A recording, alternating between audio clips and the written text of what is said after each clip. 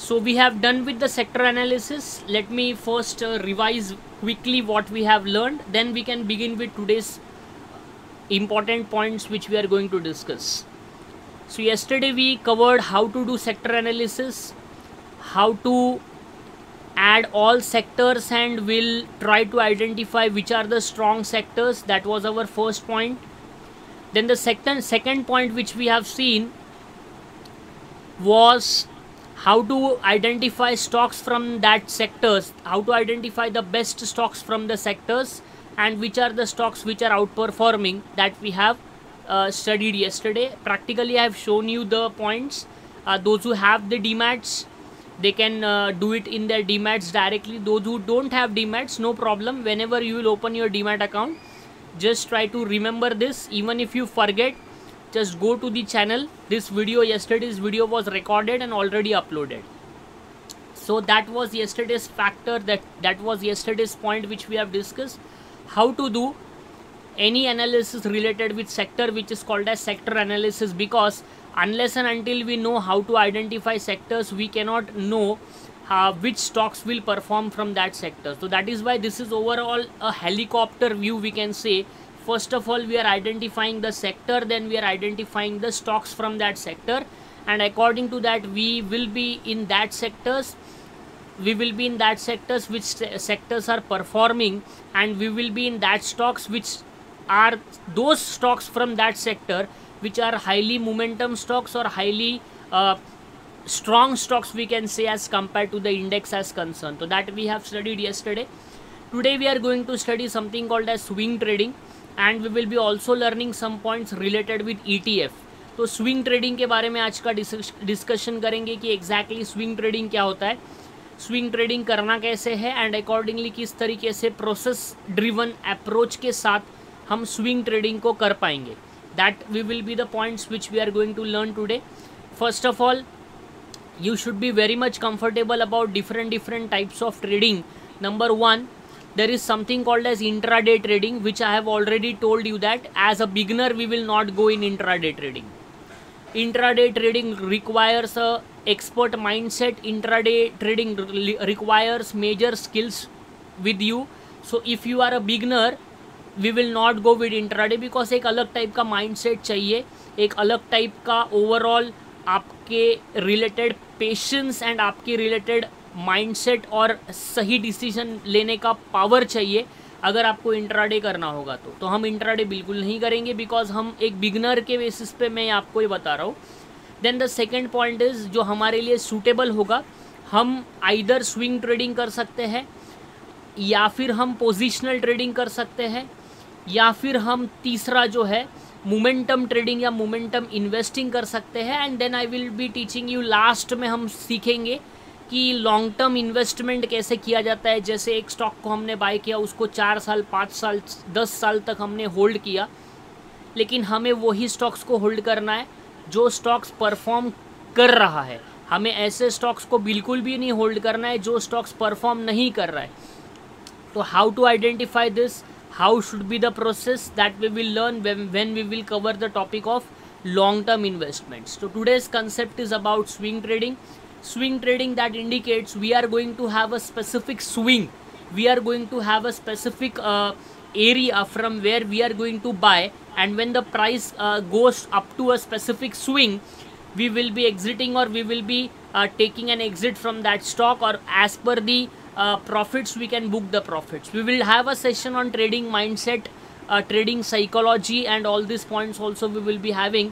So वो भी हम डिस्कस करने ही वाले हैं. सबसे पहले स्विंग ट्रेडिंग क्या होता है वो थोड़ा डिस्कस कर लेते हैं, एंड स्विंग ट्रेडिंग करना कैसे है वो भी आज का सेशन होगा. तो नोटबुक आपके पास रखे, कुछ चीज़ें हैं जो आपको नोट डाउन करनी है, बिकॉज दैट मैं प्रैक्टिकली दिखाऊंगा तो वो आपको पीपीटी में नहीं मिलेगा. So you will not get that kind of points in the PPT. That's why we need to understand exactly कि PPT में वो सारी चीज़ें नहीं है. तो आपको वो एक बार समझ लो और अपने बुक्स में या नोट पैड में लिख के रखिए, because that will help you when you will do all this points on your own. Now first of all, let me share the screen and let us discuss some kind of points related with our swing trading part as concerned. तो फिलहाल मैं screen share कर रहा हूँ, आपके तरफ से एक बार कंफर्मेशन दे दो मुझे कि आपको स्विंग ट्रेडिंग का जो पीपीटी है वो दिख रहा है कि नहीं?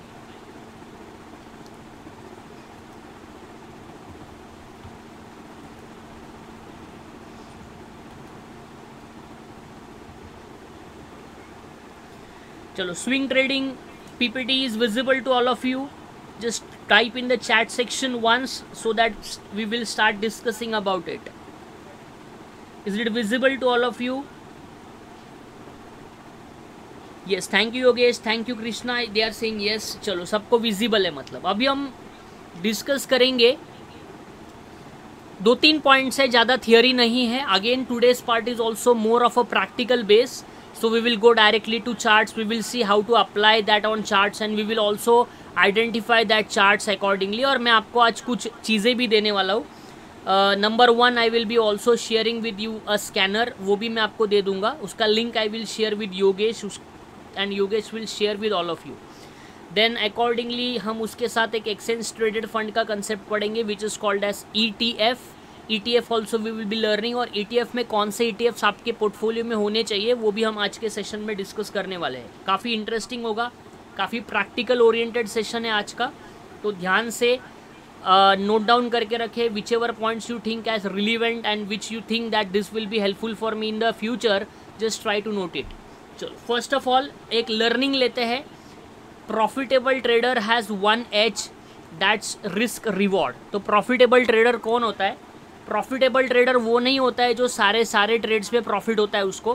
प्रॉफिटेबल ट्रेडर वो होता है जिसका risk to reward ratio favourable होता है। जैसे कि अगर रिस्क टू रिवॉर्ड रेशियो की हम बात करें तो what is this risk to reward ratio? It's very simple. whenever we are taking risk and after taking risk and we are losing our money, we are losing 1 rupee। हम एक छोटा example ले रहे हैं ताकि आपको समझ में आए। अगर हम लूज़ करेंगे तो हम 1 रुपया लूज़ कर रहे हैं, और अगर हम प्रॉफिट करेंगे तो हम 2 रुपया प्रॉफिट अर्न कर रहे हैं। तो that means whenever we are winning we are earning 2 rupees profit, and whenever we are losing we are losing 1 rupee. That means the risk to reward ratio is 1:2. That means 1 is the risk and 2 is the reward. So always it is said that the risk to reward ratio is very important for a trader, because it is what which makes the trader a profitable trader, and that is risk to reward ratio. Whenever I am taking any risk, I will be identifying my risk first. वो कैसे करना है, एक lecture dedicated है risk management के ऊपर, वो हम डिस्कस करने ही वाले हैं। लेकिन यहाँ पे एक वर्ड आया इसलिए मैं आपको थोड़ा सा एक ब्रीफ में बताता हूँ। प्रॉफिटेबल ट्रेडर वो होता है जिसके पास एक एज होता है, और ये एज क्या है? ये एज होता है रिस्क टू रिवॉर्ड का। एज क्या होता है? एज होता है रिस्क टू रिवॉर्ड का। तो learning profitable trader has one edge, that's the risk to reward. Risk to reward is very very important, and that should be an important points which we all will focus whenever we are going to enter any kind of trade. Now we are going to have direct discussion on the swing trading system, which I am going to discuss now, and there is something called as basket trading also. Basket trading swing trading का एक part है। मतलब आपने एक stock bye नहीं किया है, आपने 5-6 स्टॉक्स को एक साथ बाय कर लिया, उसको हम कहते हैं बास्केट ट्रेडिंग, ताकि आपका रिस्क जो है वो डाइवर्सिफाइड हो जाता है और रिस्क जो है वो डिवाइड हो जाता है। मतलब आपने एक स्टॉक पे पोजीशन बनाई, वैसे आपने और 3-4 स्टॉक्स में पोजीशन बना ली, एंड अकॉर्डिंगली वो पूरा बास्केट के ऊपर आपने रिस्क डिफाइंड कर लिया कि ये सारे स्टॉक्स में जब 2% नेगेटिव होगा तब मैं सब में से एग्जिट कर दूंगा, या ये सारे स्टॉक्स को मिला के जब अगर मुझे 2% प्रॉफिट मिलेगा तो मैं सारे में से एग्जिट कर दूंगा। इसी को बास्केट ट्रेडिंग कहते हैं। ये जो बास्केट ट्रेडिंग है इसमें काफ़ी ज़्यादा लोग प्रॉफिटेबल हो सकते हैं, बिकॉज आप एक ट्रेड में एंट्री कर रहे हो तो हो सकता है कि एक ट्रेड में हम गलत हो जाए, but there are other options also available with us, so such as basket trading. तो ये भी एक कंसेप्ट है। स्विंग ट्रेडिंग का अभी हम सबसे पहले सिस्टम को डिस्कस करेंगे।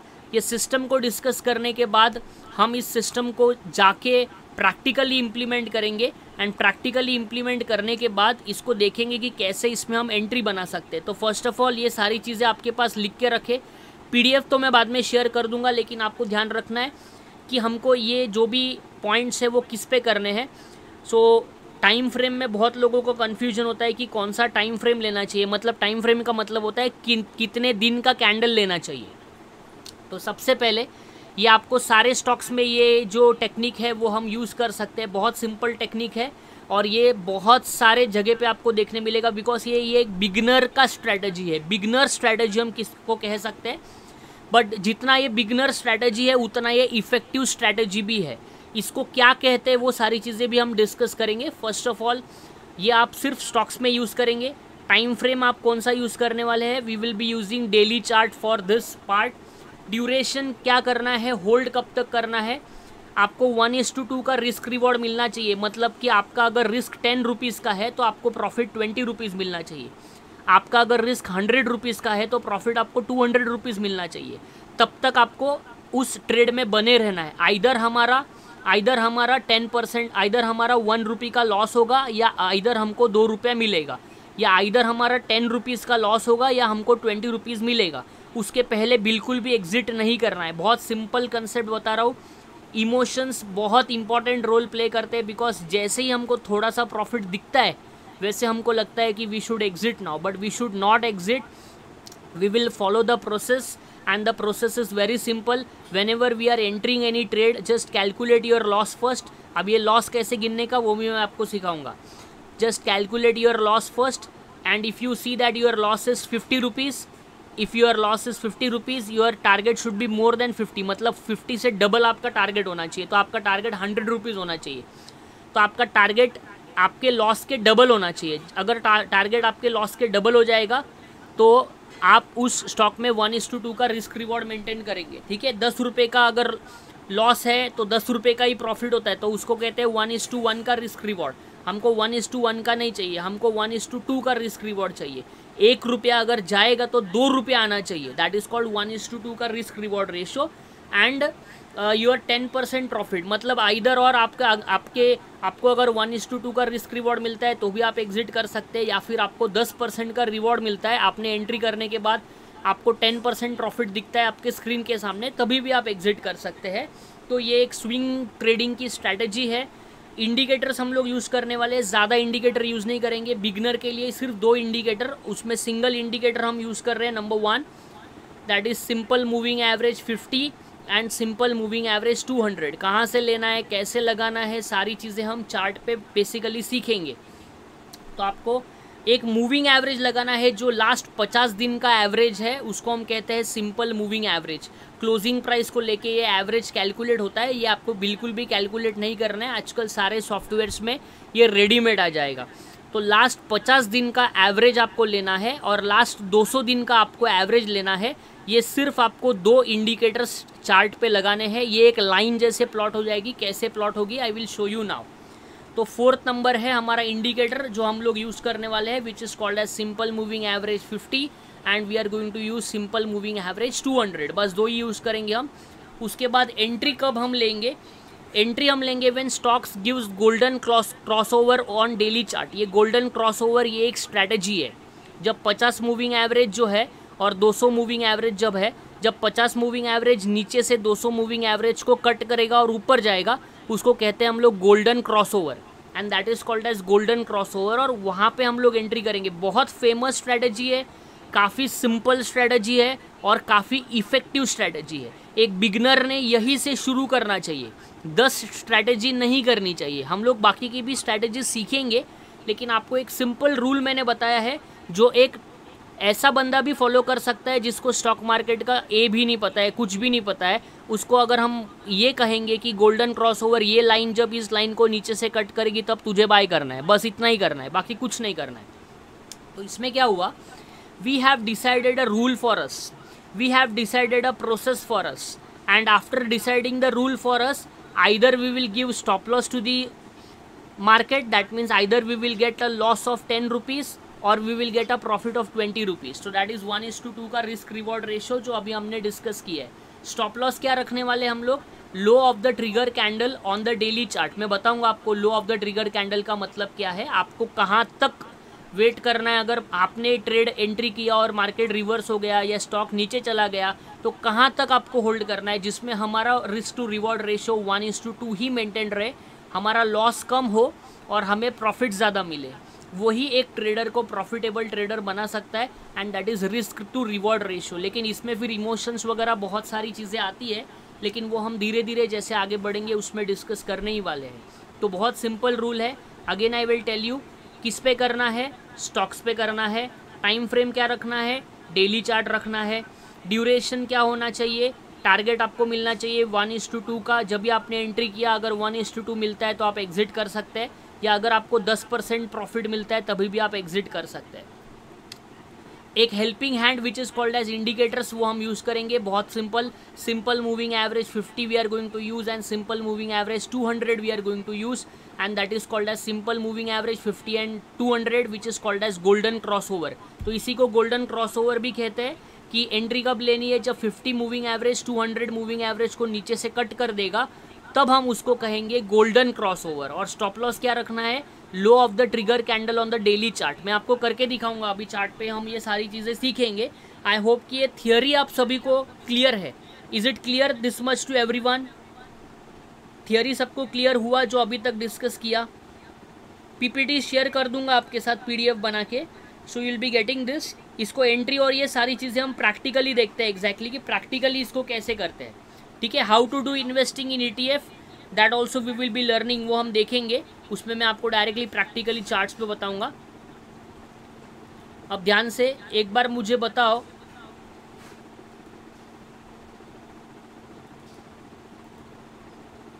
चलो इधर चलते हैं, ट्रेडिंग व्यू पे आया हूँ।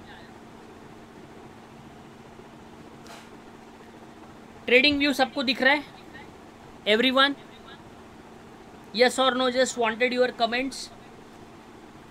ठीक है ठीक है, देखो अभी ध्यान से देखना क्या करना है हमको। सबसे पहले कैसे इंडिकेटर लगाना है, कैसे ये 2 लाइंस लगाने हैं, that I will tell you now. आपको सबसे पहले इंडिकेटर में जाना है। ये इंडिकेटर कहाँ मिलेगा, यहाँ पे मिलेगा, ऊपर दिख रहा है आपको ये दिस बार। मैं आपको कर्सर दिखा रहा हूँ, कर्सर देखो आप, you can check the cursor. Indicators, matrix and strategies, इसके ऊपर आपको क्लिक करना है। क्लिक करने के बाद आपको यहाँ पे टाइप करना है मूविंग एवरेज, और मूविंग एवरेज रिबन करके टाइप करना है। Moving average ribbon, RIBBON, moving average ribbon. जैसे ही आप इस मूविंग एवरेज रिबन पे क्लिक करेंगे, इस पे क्लिक करना है, जैसे ही क्लिक करेंगे वैसे आपके पास ऐसे मूविंग एवरेज रिबन यहाँ पे डिस्प्ले हो जाएगा जिसमें बहुत सारे मूविंग एवरेज होंगे। ऑलरेडी इसमें डिफ़ॉल्ट के मूविंग एवरेज होंगे। हमको करना क्या है, मैं करके दिखाता हूँ। ध्यान से इस स्टेप्स को नोट डाउन करके रखें, बिकॉज ये PDF में नहीं मिलेगा आपको, ये आपको लिख के रखना पड़ेगा, अदरवाइज आपको फिर से वीडियो देखना पड़ेगा। तो मूविंग एवरेज रिबन आप जब जैसे ही लगाओगे उसमें आपको करना क्या है, देखो इसमें सारे सिंपल मूविंग एवरेज है। सिंपल मूविंग एवरेज 20 है, सिंपल मूविंग एवरेज 50 है, सिंपल मूविंग एवरेज 100 है, एंड सिंपल मूविंग एवरेज 200 है। ये डायरेक्टली ये सारे मूविंग एवरेज डिस्प्ले हो जाएंगे। मैंने बाकी के मूविंग एवरेज हटा दिए, इसलिए मेरे पास 2 ही लाइन आ रहा है। अब आपको करना क्या है, जैसे ही आप इस पे जाएंगे वैसे ये फर्स्ट जो आइकन है वो हाइड का है। सेकेंड आइकन दिख रहा है आपको सेटिंग्स, इस पर आपको क्लिक करना है। जैसे ही सेटिंग्स आइकॉन पे क्लिक करेंगे ये मूविंग एवरेज रिबन वाला ऐसा कुछ खुल जाएगा। इसमें सबसे पहले आपको इनपुट्स में जाना है। इनपुट्स में जाने के बाद देखो फर्स्ट मूविंग एवरेज 20 है जो येलो कलर में है, सेकंड मूविंग एवरेज 50 है जो ऑरेंज कलर में है, थर्ड मूविंग एवरेज 100 है, एंड फोर्थ मूविंग एवरेज 200 है। ये सब पे ऐसा आपका टिक मार्क रहेगा। टिक मार्क रहेगा, आपको क्या करना है, फर्स्ट टिक मार्क को निकाल देना है, मतलब 20 मूविंग एवरेज निकल जाएगा। थर्ड टिक मार्क को निकाल देना है, मतलब 100 मूविंग एवरेज निकल जाएगा। एंड सेकेंड टिक मार्क जो है 50 का, उसको वैसे ही रखना है, और 200 को भी वैसे ही रखना है। इतना आपको सेटिंग में चेंजेस करना है। नेक्स्ट आपको स्टाइल में जाना है।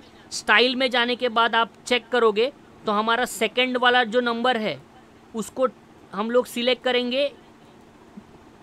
सेकेंड जो नंबर है उसको हम सिलेक्ट करेंगे और ये लाइन पे क्लिक करेंगे, और यहाँ पे आप नीचे जाओगे तो ये थिकनेस दिखेगा, थिकनेस। ये थिकनेस में फर्स्ट लाइन सिलेक्ट रहेगा, आपको सेकंड में टिक मार्क करना है तो थोड़ा सा डार्क दिखेगा, डार्क, तो वो आपको करना है। फिर से दिखाता हूँ, सेटिंग्स में हम जाएंगे, पहले हम इनपुट्स में रहेंगे। फर्स्ट नंबर और थर्ड नंबर को हमको अनटिक कर देना है, सेकंड नंबर और फोर्थ नंबर को हमें कुछ भी नहीं करना है। Then we will be go in the style option. Style option में सेकेंड नंबर पे क्लिक जैसे ही करोगे आपका ये फर्स्ट नंबर पे थिकनेस रहेगा, आपको सेकेंड नंबर ले लेना है, थोड़ा सा डार्क दिखेगा। सिमिलरली आपको फोर्थ नंबर वाला भी करना है। अब हमारा सेटिंग जो है वो हो चुका है।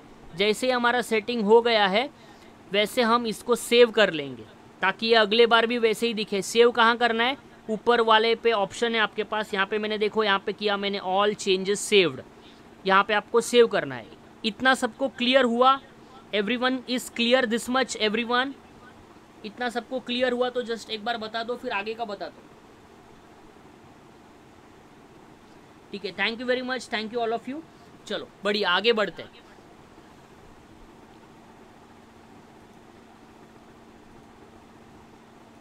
बस दैट्स इट, इतना ही आपको चार्ट पे लगाना है।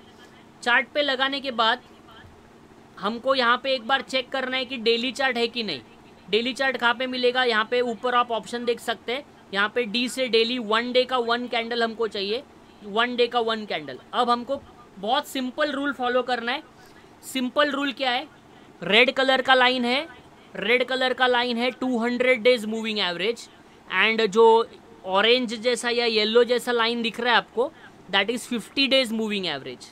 Our concept says very simple method, whenever orange color line crosses the red line from below, बताता हूँ करके, देखो यहाँ पे आप चेक करो, मैं एरो भी कर रहा हूँ, देखो यहाँ पे देखो आप, मैंने एरो मार्क किया है। ऑरेंज कलर की लाइन पहले नीचे चल रही थी, नीचे चल रही थी, नीचे चल रही थी। यहाँ पे थोड़ा सा आपको जूम करके दिखाता हूँ ताकि आपको आइडिया आ जाएगा। ठीक है, ध्यान से देखना, ध्यान से देखना। ठीक है, थोड़ा सा जूम देखेंगे हम लोग। ऑरेंज कलर की लाइन रेड कलर की लाइन के नीचे चल रही थी। अभी क्या हो रहा है, ऑरेंज कलर की लाइन ने रेड कलर की लाइन को क्रॉस कर दिया। यहाँ पे ये एरो मार्क किया है मैंने। ऑरेंज कलर की लाइन ने रेड कलर की लाइन को नीचे से कट करके ऊपर गई, and that indicates it is golden crossover. 50 moving average cross the 200 moving average from below. As soon as this 200 moving average comes downward and 50 moving average goes upward, this is our entry. ये हमारी entry बन गई। Entry कहाँ बन गई बताता हूँ, मैं प्राइस के लिए मार्क कर रहा हूँ। देखो 330 की प्राइस जो है, 330 की प्राइस हमारे लिए हिंदुस्तान जिंक नाम का स्टॉक मैंने एग्जाम्पल में लिया है, हम बाकी के भी लेंगे। हिंदुस्तान जिंक में 330 का प्राइस हमारे लिए एंट्री बन गया। कब एंट्री आया था, 4 अप्रैल 2024, राइट। 4 अप्रैल 2024 को हमको इसमें एंट्री मिला। बहुत सिंपल कंसेप्ट मैंने आपको बताया है। It will be called as golden crossover whenever 50 moving average crosses the 200 moving average from below. ये पहले येलो कलर का या ऑरेंज कलर जैसे आपको दिख रहा है, ये जब भी रेड कलर के नीचे रहेगा तब आपको इस पे ध्यान देना है। जैसे ही ये येलो कलर का लाइन इस रेड कलर के लाइन के ऊपर जाएगा उसको हम कहेंगे गोल्डन क्रॉसओवर। फिर जो भी डेली कैंडल पे कैंडल बनेगा उसके हाई के ऊपर हम उस स्टॉक को बाय कर लेंगे। 330 रुपये का प्राइस था, हमने 330 रुपये का प्राइस पे बाय किया। और ये जो कैंडल आपको दिख रहा है, जिस कैंडल पे मैंने ब्लैक कलर का लाइन मार्क किया है, उस कैंडल पे हम कर्सर रखेंगे। कर्सर रखेंगे तो इसका हमको क्लोज प्राइस मिलेगा। अब ये क्लोज प्राइस किधर है, देखो ये ऊपर दिख रहा है आपको, मैं आपको मार्क करके दिखाता हूँ।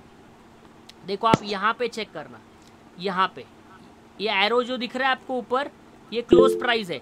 जैसे ही मैं कर्सर इस कैंडल पे रखूँगा ऊपर क्लोज प्राइस आपको आ जाएगी। अभी क्या दिख रही है क्लोज प्राइस ऊपर, 328, मतलब 330 पे मैंने बाय किया। 328 के नीचे, 328 के नीचे 2-3 रुपया और नीचे पकड़ लो, 325, 325, मतलब 325 के नीचे अगर ये स्टॉक चला जाएगा तो ये स्टॉक में से हम एग्जिट कर लेंगे। तो 325 और 328 सिर्फ 3 रुपीज़ का स्टॉप लॉस है हमारा, मतलब हमारा सिर्फ 3 रुपये का स्टॉप लॉस है। 3 रुपया ही हमको लॉस हो सकता है। एक काम कर लेते हैं, 328 में से आप 8 रुपया माइनस कर लो, 320 रुपये का स्टॉप लॉस पकड़ते हैं। मतलब 8 रुपीज़ का लॉस होगा अगर ये हमारे अगेंस्ट में चला गया। तो हमने 330 पे एंट्री कर लिया। जैसे ही हमने 330 पे एंट्री कर लिया, आप देख लेना ये स्टॉक कहाँ से कहाँ तक गया, यहाँ तक तो गया। कितना % रिटर्न मिला आप चेक कर लो। यहाँ पे मैंने परसेंटेज रिटर्न भी आपको डिस्प्ले हो रहा है। 30% रिटर्न आपको तुरंत इस स्टॉक ने दे दिया। And that is the simple strategy which we are going to use while making any entry. Is it clear this much to everyone? We will take multiple examples so that आपका concept clear हो जाए। Hindustan zinc लिया, ऐसे multiple examples हम लेंगे, multiple points में हम test करेंगे। मैंने तो आपको 1:2 बोला, मैंने तो आपको 10% बोला, यहाँ पे हमको स्टॉक ने 30% दिया है। और अगर आप इसको होल्ड करते ही रहोगे जब तक ये येलो कलर की लाइन रेड कलर को क्रॉस ना करे, देखो जब तक ये येलो कलर की लाइन रेड कलर को ऊपर से नीचे क्रॉस ना करे, तब तक भी आप अगर होल्ड करोगे तो देखो आपको आपके एंट्री से कितना पैसा दिया है, आप ही चेक कर लेना। यहाँ से हमने एंट्री की, यहाँ से लेके स्टॉक यहाँ तक गया है, एंड इसमें आपको कितना % एंट्री मिला है, आप कितना % मिला है देख लो आप। इसमें आपको 136% मिला है। फॉरगेट 136%, इतना टॉप कोई कैप्चर नहीं कर पाएगा। 136% छोड़ दो, 50% भी बना लिया तो जीत गए हम। Sounds interesting everyone?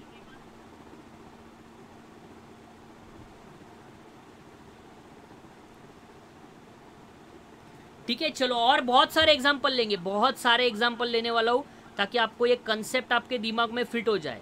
ठीक है, बहुत सिंपल एग्जांपल हम लोग लेंगे। चलो दूसरा स्टॉक के बारे में देखते हैं। ये कौन सा स्टॉक है? City union bank. सारे स्टॉक्स इतने ही % रिटर्न देते हैं क्या? बिल्कुल भी नहीं देते। चलो हमको हमारा टारगेट बहुत सिंपल है, 10% मिलता है तो हमको प्रॉफिट बुक करने के बारे में सोचना है।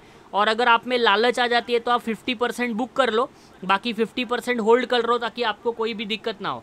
देखो इस एरिया में ऑरेंज कलर की लाइन ने रेड कलर की लाइन को क्रॉस किया है, राइट? ये पहले नीचे था फिर ऊपर चला गया, तो हमारा यहाँ पे जो है ये एंट्री ट्रिगर हो जाएगा। मैंने एरो मार्क किया है। अब हम यहाँ पे एक ब्लैक कलर का लाइन मार्क करते ताकि प्राइस पता चल जाए। देखो 140 का प्राइस है। सिटी यूनियन बैंक नाम का स्टॉक है। सिटी यूनियन बैंक में हमको 140 रुपये में एंट्री मिला। आपने एंट्री कर लिया। एंट्री करने के बाद आप चेक करना यहाँ से कहाँ तक गया है, कितना % मिला है हमको 12% का रिटर्न, जो हमारा टारगेट है 10% का, 10% का रिटर्न हमको इस स्टॉक ने दे दिया। कितने दिन में दिया वो भी बताता हूँ। 1 2 3 4% में 12%। Sounds interesting. 4 डेज में आपको 12% रिटर्न मिल गया। मैंने उसी दिन कहा था आपको बैंक एफडी से हम कंपेयर करेंगे, तो आपको पता चल गया कि कैसे आपको रिटर्न्स यहाँ पे मिल सकते हैं। चलो नेक्स्ट स्टॉक में जाते हैं। देखो आप यहाँ पे एंट्री मिला है ज्योति लैब्स। ज्योति लैब्स में यहाँ पे आपको एंट्री मिला है, मार्क कर लेता हूँ। This is the marked entry. इसका हाई मार्क कर लेंगे हम। इसका हाई है यहाँ पे, काफ़ी ऊपर है इसका हाई, कोई प्रॉब्लम नहीं, हमारे सिस्टम में आया तो बाय करेंगे।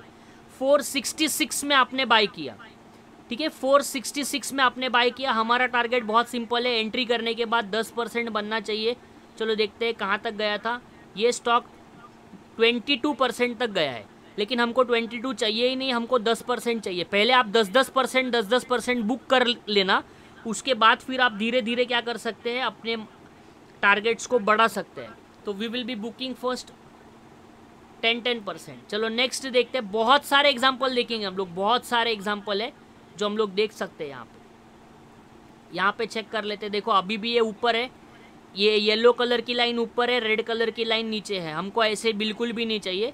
अगर इसमें हमने पहले प्रीवियसली एंट्री किया होता तो कहाँ पे एंट्री मिल रहा है, देखो बहुत पीछे जाना पड़ेगा हमको एंट्रीज के लिए, बिकॉज ये काफ़ी पहले इसमें एंट्री आई थी। देखो कहाँ से कहाँ तक पहुँच गया स्टॉक। एंट्री मिला ही नहीं। यहाँ पे एंट्री मिला। चेक दिस, ये जो एंट्री है इसका मैं मार्क करके देता हूँ आपको। ये एक एंट्री है इसका, वरुण ब्यूरेजेस नाम का स्टॉक है। यहाँ पे एक एंट्री मिला था, आपने 10% में निकाल दिया। 65 रुपीज़ में एंट्री मिला है, 65 रुपीज़ में एंट्री मिला। आपने जैसे ही एंट्री लिया स्टॉक 25% ऊपर चला गया और 10% प्रॉफिट हमने बुक कर लिया। बाद में आप इसमें टेक्निक अप्लाई कर सकते हैं कि सर ये तो देखो अभी आपने 65 में एंट्री बताया और इस शेयर का अभी प्राइस कितना चल रहा है, लेटेस्ट प्राइस देखते हैं। लेटेस्ट प्राइस चल रहा है 588, 65 रुपीज़ का स्टॉक है, अभी 588 चल रहा है। तो क्या हम इतना टाइम होल्ड कर सकते थे? हाँ, कुछ अगर सिस्टम आपके पास है तो आप बिल्कुल होल्ड कर सकते हैं। तो वैसे वाले भी सिस्टम हम पढ़ेंगे जब बड़े लेवल के बड़े ट्रेंड को हम कैप्चर करेंगे। फिलहाल हमको स्विंग ट्रेडिंग करना है, मतलब हमको 10% 20% अगर मिलते हैं या 1:2 का रिस्क रिवॉर्ड मिलता है तो आप अच्छी तरीके से इनको कैप्चर कर सकते हैं। ठीक है, बहुत बढ़िया सा सेटअप मैं आपको बताता हूँ। ये सेटअप काफ़ी सिंपल है and those who don't have any kind of knowledge also related to the market, just you have to see this. जैसे ही यहाँ से क्रॉसओवर हो जाए आपको एंट्री के बारे में सोचना है। देखो यहाँ पे क्रॉसओवर हो गया, ये कैंडल के ऊपर हम लोग मार्क कर लेते हैं। इसको मैंने मार्क कर लिया, प्राइस वॉज 893। जैसे ही आपने 893 में एंट्री कर लिया, अगले दिन देखते हैं क्या हुआ, कितना परसेंट रिटर्न दिया, 13% रिटर्न दिया है। हमको 13% नहीं, हमको 10% में निकल जाना है, 10% में भाग जाना है, बाकी कुछ नहीं करना है। आप कोई भी एग्जांपल इसमें ले सकते हैं। मैंने काफ़ी निफ्टी 500 के सारे स्टॉक्स लाए हैं। चलो ICICI बैंक लेते हैं, ICICI बैंक का भी एग्जांपल लेते हैं। देखो यहाँ पे आप चेक करो, ये इसके नीचे चल रहा था, नीचे चल रहा था, नीचे चल रहा था, इधर इसने क्रॉस किया है, इधर इसने क्रॉस किया है, बराबर है, इधर इसने क्रॉस किया है, मतलब यहाँ पे क्रॉस किया है। अभी देखो स्टॉप लॉस कैसे कटता है वो भी एक दिखा दूंगा, तो ताकि स्टॉप लॉस भी आना चाहिए ना, नहीं तो आप बोलेंगे सर सब में तो प्रॉफिट ही होता है तो लॉस कैसे होता है। ये देखो लॉस, ज़्यादा लॉस नहीं होगा, आपके 10 ट्रेड सही आएंगे तो 1-2 ट्रेड गलत हो जाएंगे। जैसे आपने इसमें एंट्री लिया 942 में और आपका स्टॉप लॉस क्या था, उसी कैंडल का लो जो है उसके नीचे आपका स्टॉप लॉस था, मतलब आपका स्टॉप लॉस क्या था 926। 942 में आपने एंट्री लिया, 926 के आसपास आपका एग्जिट है और आपका टारगेट जो है आपने लेने के बाद स्टॉक किधर गया देखते हैं पहले। आपने लेने के बाद आपने जैसे ही स्टॉक में ले लिया वैसे आपका स्टॉक गया सिर्फ 2% ऊपर गया, तो अपना टारगेट तो 10% है, मतलब टारगेट कंप्लीट नहीं हुआ। फिर वहाँ से नीचे आ गया, नीचे आ गया और यहाँ पे आपका एग्जिट हुआ, मतलब इस स्टॉक में आपको आपका स्टॉप लॉस ट्रिगर्ड हो गया। कोई प्रॉब्लम नहीं, छोटा सा स्टॉप लॉस है। जब तक आप छोटा सा स्टॉप लॉस नहीं देंगे तब तक आप बड़े बड़े टारगेट्स कैसे कैप्चर करेंगे। चलो अभी दूसरा देखते हैं, वोल्टास देखते हैं। वोल्टास में क्या हुआ देखते हैं, कब एंट्री मिली हमको वोल्टास में और क्या वोल्टास हमको प्रॉफिट दिया है। Let us understand one by one. देखो यहाँ पे हमको एंट्री मिली है और इसमें हमको एसएल गया, इसमें भी हमारा एसएल गया, तो 2 एसएल गए हैं और दो जितने पॉइंट बताए मैंने उसमें आपको अभी प्रॉफिट हुए हैं। चलो अभी बड़ा वाला जायंट देखते हैं, छोटे छोटे स्टॉक्स में काम करता है क्या, रिलायंस में काम करता है क्या देखते हैं। ब्लू चिप कंपनी में भी काम करना चाहिए ना, बिकॉज छोटे छोटे स्टॉक्स में तो काम करता है। रिलायंस में काम करता है क्या देखते हैं एक बार, रिलायंस क्या कर रहा है।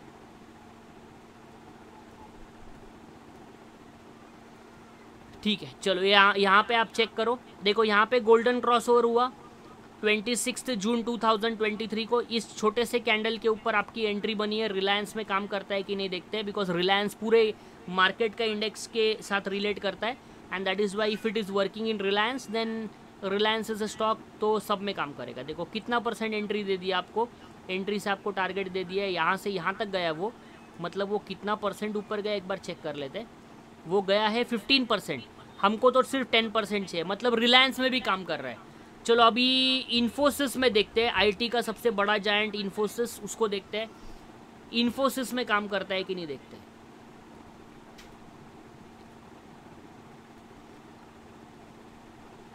एक सेकेंड, ठीक है, ये देखो यहाँ पे हमको एंट्री मिला है, इस कैंडल पे मार्क कर लेता हूँ, इस कैंडल पे हमको एंट्री मिला है और यहाँ से हमको 10% मिला कि नहीं देखते। यहाँ से कितना % मिला, 7% मिला, लेकिन आपने एग्जिट नहीं किया और एग्जिट नहीं किया नीचे आ गया। आप यहाँ पे कॉस्ट टू कॉस्ट में एग्जिट कर सकते हैं, बिकॉज आपने जो प्राइस पे एंट्री किया था। आपका स्टॉप लॉस किधर रहेगा, स्टॉप लॉस नहीं कटा है, लेकिन स्टॉप लॉस नहीं कटा है क्योंकि आपने जिस पे एंट्री किया उस कैंडल का लो, 1763 का आपका एंट्री था, 1717 पे आपका स्टॉप लॉस था, लेकिन उसके नीचे आपने स्टॉप लॉस रखा है तो स्टॉप लॉस नहीं कटा है। ये कैंडल जो है ये बन के ऊपर ही चला गया। डेली चार्ट आप देखोगे तो अगले दिन एग्जिट करोगे ना आफ्टर मार्केट क्लोज, लेकिन बाद में इसने हमको टारगेट दिया है कि नहीं देखते। तो यही यहाँ से फिर कहाँ तक भागा है देखते हैं, यहाँ से लेके यहाँ तक गया है, तो हमको टारगेट आई थिंक इसने दे दिया है 10% का टारगेट। तो 10% यस 12% मिल गए, मतलब 10% टारगेट हमको इसने ऑलरेडी इन्फोसिस ने दे दिया है। और एक आईटी का सेक्टर का स्टॉक देखते हैं, टीसीएस। ये भी एक बड़ा जायंट है मार्केट का, हमने कल सारे सेक्टर्स के बारे में डिस्कस किया ही था ऑलरेडी।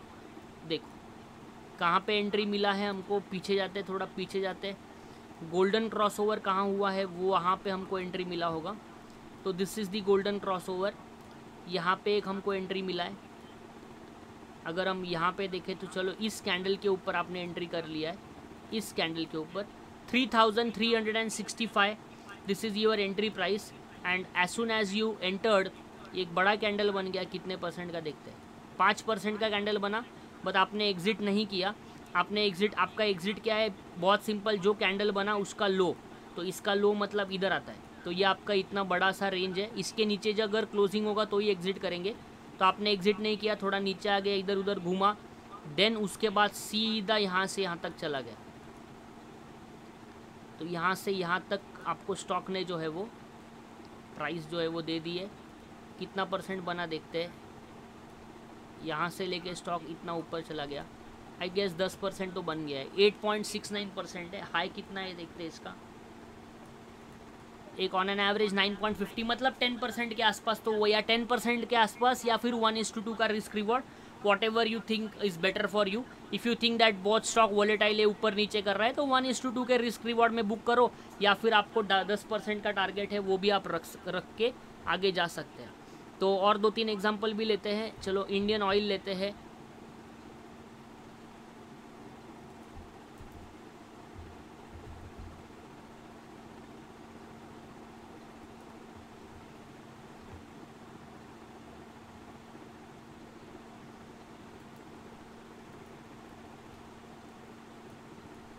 सो इंडियन ऑयल के बारे में डिस्कस करते, देखो कहाँ से एंट्री बनी थी और कहाँ से गोल्डन क्रॉसओवर हुआ है, जो हमारे लिए काफ़ी फ़ायदेमंद है। बहुत पीछे जाना पड़ रहा है हमको, यस, एक यहाँ पे गोल्डन क्रॉसओवर दिख रहा है हमको, यहाँ पे, मतलब यहाँ की अगर बात करें तो दिस इज़ द कैंडल, तो this is the entry. After entry either you take 1:2 का रिस्क रिवॉर्ड, या फिर either you take 10%, that depends upon you, आपको देखना है। 4.37% इस स्टॉक ने दिया, लेकिन बाद में वो नीचे आ गया, बाद में फिर से ऊपर चला गया, लेकिन हम सोचते हैं कि हमारा स्टॉप लॉस खा गया है, ये कोई प्रॉब्लम नहीं। स्टॉप लॉस लेने का दैट इज़ वेरी इंपॉर्टेंट, हमको इम्पॉर्टेंट है कि उसमें कैसे एंट्री और एग्जिट मिल रहा है वो हमको देखना है। बिकॉज अगर आप स्टॉप लॉस नहीं देंगे तो आपको प्रॉफिट कैसे होगा, बार बार प्रॉफिट हो हमको बिल्कुल भी नहीं लेना है, हमको कम लॉस देना है और हमको ज़्यादा बड़ा प्रॉफिट बुक करना है। तो ये एक स्टॉक है एनटीपीसी, बहुत पहले एंट्री आया था, देखते कब एंट्री आया था इसमें। तो इतने ये एक ही स्ट्रेटजी को फॉलो करे क्या सर? नहीं, बिल्कुल भी नहीं, आपके पास दूसरी स्ट्रेटजी भी होगी जो मैं आपको बताऊंगा, that also will be learning कि एग्जैक्टली देखो बहुत पहले, अभी तक एंट्री नहीं है, गोल्डन क्रॉसओवर कब हुआ था, उसके बाद वो स्टॉक किधर का किधर पहुंच गया, मैं कितना पीछे जा रहा हूँ, मिल ही नहीं रहा है, यहाँ पे मिला, यहाँ पे मिला, लेकिन work no it not work, नीचे चला गया। एनटीपीसी में हम ये काम नहीं किया, ठीक है। हमको प्रॉपरली देखना है एग्जैक्टली कि किस तरीके से ये स्टॉक्स काम कर रहे हैं, लेकिन छोटा सा एसएल लेना है। At the end of the month जब आप इस स्ट्रेटजी में काम करोगे तब आपको ओवरऑल एक आइडिया आ जाएगा कि एग्जैक्टली आउट ऑफ 10 टाइम्स मैं 3 बार लॉस में हूँ और 7 टाइम्स में प्रॉफिट में हूँ, तो मेरा जो रिस्क रिवॉर्ड है या मेरी जो एक्यूरेसी है दैट इज़ 70%, एंड 70% मेरी एक्यूरेसी है, तो you can make good profit. जितने भी वर्ल्ड में बेस्ट ट्रेडर्स हैं उन सब की भी एक्यूरेसी किसी की 50% है, किसी की 60% है, but they are following one simple method, whenever they are going to make loss they are losing less, and whenever they are going to make profit they are making more profits, and that is the reason all this traders are called as profitable traders. वही important concept है जो आपको ध्यान रखना है। आपके तरफ से 2-3 एग्जाम्पल, आप कुछ एग्जांपल दो, 2-3 में यहाँ पे आपके लिए फिर एनालिसिस करेंगे आप. Any companies you think that I should analyse?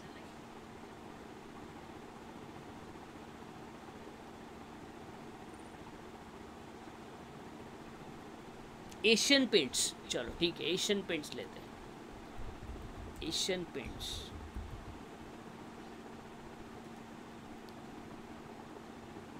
Asian paints एक लास्ट लेक्चर में मैं स्ट्रैटेजी भी दूंगा आपको. देखो एशियन पेंट्स, गोल्डन क्रॉसओवर यहाँ पे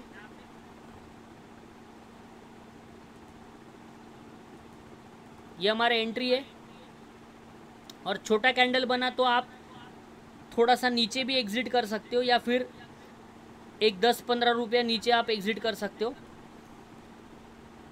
तो हम यहाँ पे मार्क कर लेते हैं. यहाँ पे एक सपोर्ट दिख रहा है, तो समझो मैंने यहाँ पे मार्क कर लिया, इसके ऊपर एंट्री कर लिया, और यहाँ से हमने एंट्री करने के बाद स्टॉक आगे गया, और कहाँ तक गया है, कितना परसेंट मिला है देखते हैं.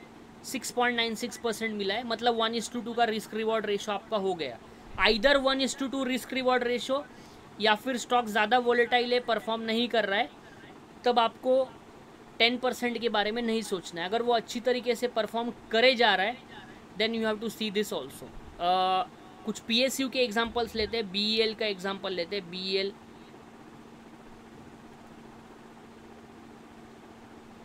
PSUs काफ़ी अच्छा परफॉर्म कर रहे थे. अगर ये स्ट्रैटेजी हमारी जो है वो PSUs जब भी परफॉर्म करने स्टार्ट किए थे उसमें कैसी काम की है वो भी देख लेते हैं एक बार. देखो अभी फ़िलहाल थोड़ा सा डाउन है.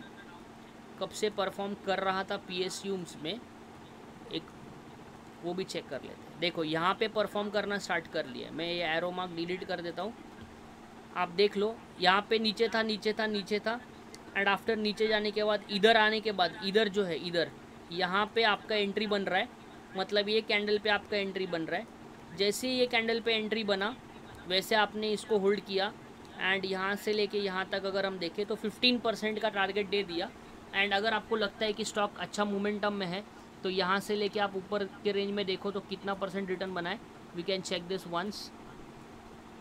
33% का रिटर्न ऑलरेडी बन चुका है.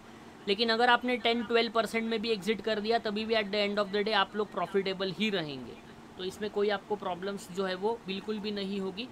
ऐसे बहुत सारे PSU के स्टॉक्स से काफ़ी अच्छा परफॉर्म किए थे. एक HAL स्टॉक भी काफ़ी अच्छा परफॉर्म किया था, बीच में बहुत चल रहा था. हिंदुस्तान एरोनॉटिक्स देखते, अगर ये स्ट्रैटेजी से हिंदुस्तान एरोनॉटिक्स में एंट्री करते तो फिर कैसे हमको उसका टारगेट मिल पाता है, या उसमें किस तरीके से प्राइस होती at the time of entry. Let us discuss that also one by one. तो कहाँ पे एंट्री मिलती, we will be discussing. Entry कहाँ मिलती, जैसे ही हम लोग पीछे जाएंगे we will be getting an entry in HAL. And entry बहुत पहले मिली है शायद आपको, बिकॉज ये stock, this stock was performing amazingly, and that's the reason golden crossover में हमको बहुत पहले एंट्री मिली होगी. काफ़ी पीछे में जा रहा हूँ फिर भी मुझे अभी तक गोल्डन क्रॉसओवर नहीं मिला है.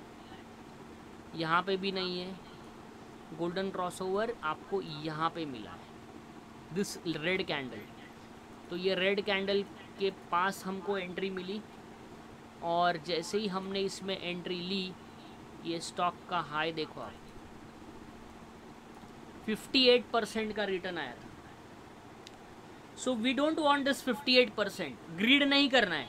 हमने टारगेट रखा 1:2 का, या हमने टारगेट रखा 10% का. Either all we will get. और जब आप फिर धीरे धीरे एक्सपर्ट हो जाएंगे तो अगर आपने समझो 10 क्वांटिटी लिया है तो 10 में से 5 क्वांटिटी आप 10% में बुक कर लेना. बाकी 5 क्वांटिटी को आप फिर आगे जितना वो प्रॉफिट दे सकता है उतने प्रॉफिट के लिए हम उसको होल्ड कर सकते हैं. ऐसा भी कर सकते हैं which is called as trailing stop loss. तो ऐसा हम लोग उसमें फॉलो कर सकते हैं. I hope this is clear to everyone. Is it clear this much to every one?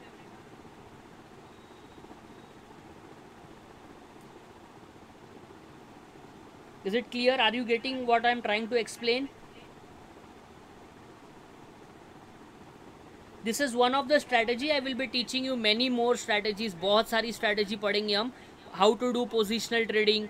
हाँ, स्विंग ट्रेडिंग में भी एक दूसरी स्ट्रैटेजी है, पोजिशनल में भी एक दूसरी स्ट्रैटेजी हम पढ़ेंगे. वीकली बेसिस पे भी किस तरीके से एनालिसिस करते हैं, लॉन्ग टर्म इन्वेस्टमेंट्स करने हैं तो कैसे स्टॉक्स को आइडेंटिफाई करने हैं, मंथली थोड़ा टाइम निकाल के हम किस तरीके से स्टॉक्स को ढूंढे, ये सारी चीज़ें भी हम धीरे धीरे पढ़ने वाले हैं. तो that also will be learning, so don't get confuse about it.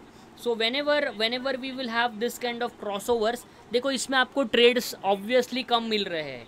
ऐसे नहीं कि आपको डेली ट्रेड मिलेंगे, और डेली ट्रेड मिलेंगे तो करने भी नहीं है हमको ऐसी स्ट्रेटजी यूज़ करनी है जिसमें ट्रेड कम मिले. जब आप डेली ट्रेड करेंगे तब आप ब्रोकर को पैसे वाला बनाएंगे.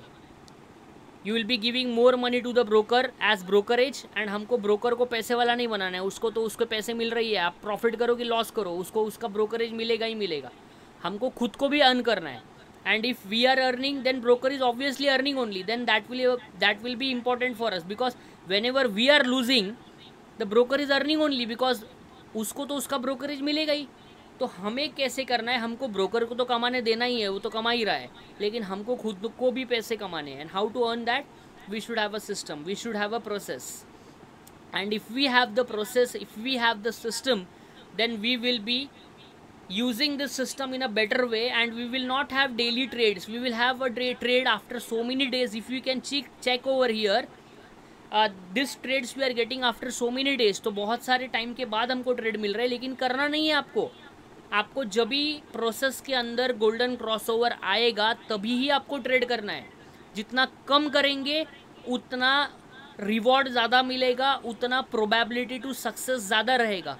जितना ज़्यादा ट्रेड करेंगे उतना प्रोबेबिलिटी टू सक्सेस कम रहेगा. आप बोलेंगे सर ऐसे कैसे, जितना ज़्यादा ट्रेड करेंगे उतना ज़्यादा प्रोबेबिलिटी टू प्रॉफिट होगा. ऐसा बिल्कुल भी नहीं है. जितना ज़्यादा ट्रेड करेंगे उतना ओवर ट्रेडिंग हो जाएगा, और ओवर ट्रेडिंग हो जाएगा तो लॉस हो जाएगा. I hope you all are getting what I am trying to tell you, right? So we will be trading less, we will be waiting for our system. Whenever we will get an option or opportunity available as per this golden crossover, then only we will buy. Golden crossover में आपने अगर bye करके उसको रख दिया 10% से ज़्यादा के लिए भी, बाद में वो स्टॉक नीचे आके ऊपर जाता है, लेकिन आपको अगर क्विक प्रॉफिट भी बुक करना है, 10% का प्रॉफिट भी लेना है, तो आप 10% का प्रॉफिट इसमें से ईजिली बुकआउट कर सकते हैं. और जब हमारा लॉस हो रहा है तो लॉस हमारा 10% नहीं हो रहा है, लॉस हमारा 2% 3% हो रहा है. तो अगर हम लॉस की बात करें तो लॉस 2-3% का हो रहा है, एंड प्रॉफिट अगर हमको 10% 12% मिल रहा है, तो ऑब्वियसली हम विनिंग साइड में ही है. क्योंकि जब हम हार रहे हैं तो 1 रुपया हार रहे हैं, और जब हम जीत रहे तो हम 2 रुपया जीत रहे.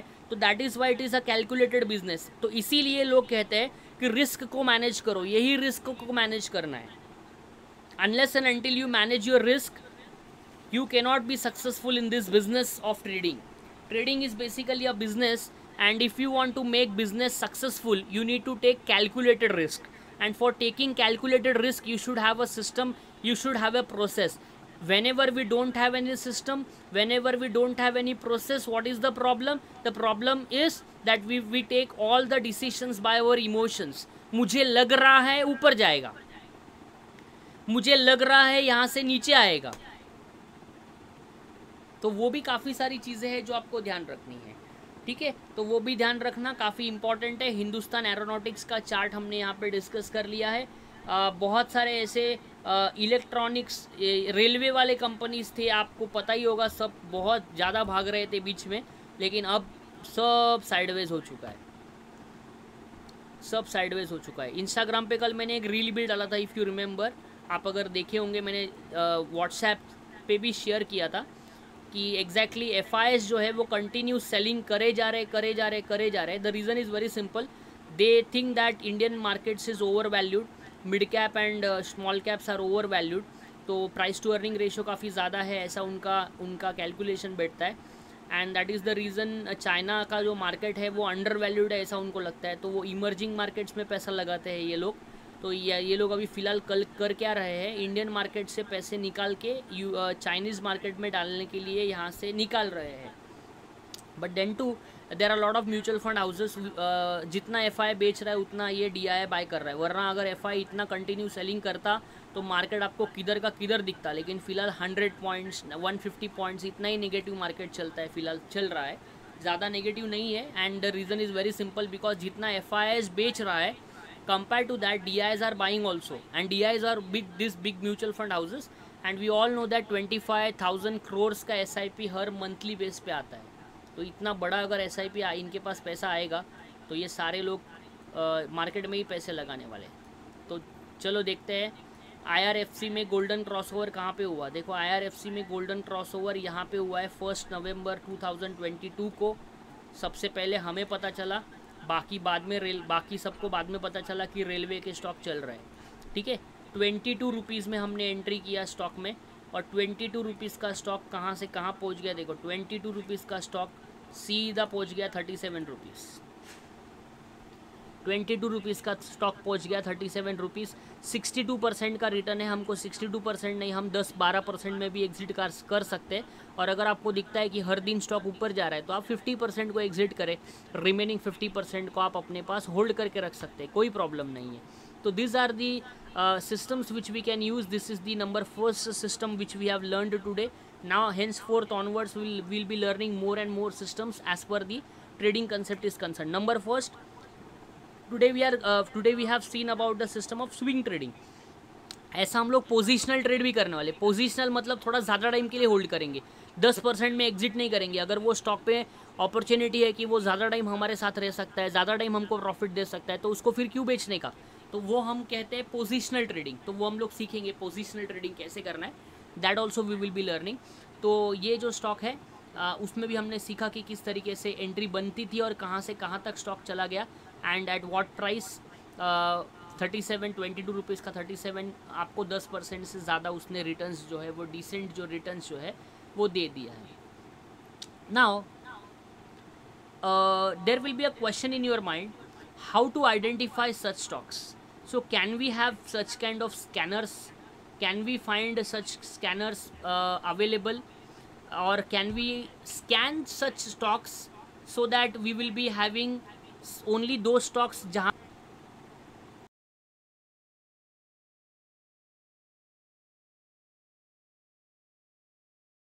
क्या आपको ऐसा स्कैनर चाहिए जिसमें गोल्डन क्रॉसओवर आपको देखने मिलेगा. अगर आपने उसके ऊपर क्लिक कर दिया तो वो आपको 3000 से 5000 स्टॉक्स में से ऐसे स्टॉक्स दे देगा जिसमें गोल्डन क्रॉसओवर हो रहा है. Yes, Krishna is saying yes. चलो अभी ऐसा स्कैनर भी मैं आपके साथ शेयर करता हूँ, एंड ये लिंक मैं आपके साथ शेयर करूँगा आफ्टर द लेक्चर. तो ये स्कैनर आपको कहाँ पे मिलेगा, मैंने स्कैनर बना दिया ऑलरेडी. तो ये आई will share this scanner also. Golden crossover strategy करके ऐसा एक स्ट्रैटेजी बनाया मैंने. तो देखो सिंपल है, आप खुद भी बना सकते, कोई प्रॉब्लम नहीं. लेकिन आपको अगर बनाने नहीं आता है कोई इशू नहीं है. जो मैं आपके साथ लिंक शेयर करूँगा वो लिंक पे आपको सिर्फ क्लिक करना है, आपको स्टॉक्स मिल जाएंगे. देखो आपको यहाँ पे जाना है, रन स्कैन पे क्लिक करना है. रन स्कैन, जैसे आप रन स्कैन पे क्लिक करेंगे आपको नीचे आना है. फिलहाल कोई भी स्टॉक में गोल्डन क्रॉसओवर नहीं है, इसलिए मार्केट नेगेटिव है. कोई भी स्टॉक में गोल्डन क्रॉसओवर नहीं है. जब भी यहाँ पे आएगा तब आपको स्टॉक यहाँ पे दिख जाएगा. चलो आपके रेफरेंस के लिए एक दिखा देता हूँ. मैंने निफ्टी 500 रखा है. इधर मैं क्या करता हूँ, निफ्टी 500 की जगह के कैश मार्केट कर देता हूँ. मतलब कैश मार्केट के स्टॉक्स अभी देखते हैं, 1-2 तो आना ही चाहिए. ये आपके रेफरेंस के लिए, लेकिन वहाँ पे निफ्टी 500 ही रखना है, वहाँ पे कुछ भी एडिट नहीं करना है. रन स्कैन कर दिया तो देखो आ गए 5 स्टॉक्स आए. 5 स्टॉक्स जिसमें गोल्डन क्रॉसओवर एक तो हो रहा है या हो सकता है, 2 चीज़ें हैं. तो देखो कितना सिंपल है. Out of this 3000 to 5000 stocks which are listed, by just on a single click we know how many stocks are available which we can have golden crossover. Sounds interesting? कितना सिंपल टेक्निक है.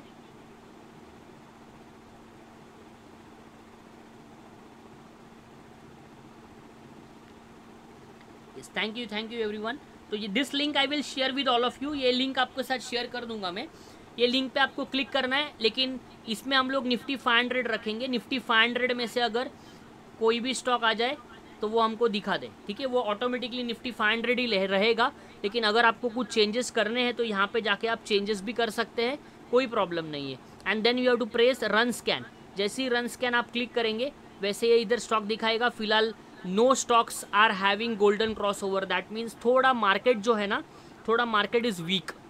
Market is weak, because market अगर weak रहेगा तो golden crossover नहीं मिलेगा आपको. Market अगर strong रहेगा तो ही गोल्डन क्रॉसओवर मिलेगा. When ever the market is strong, then only we will be getting golden crossover, otherwise we will not get golden crossover. I hope this is clear to everyone. Is it clear to everyone this much? सबको समझ में आया अभी तक? Any kind of doubts you have?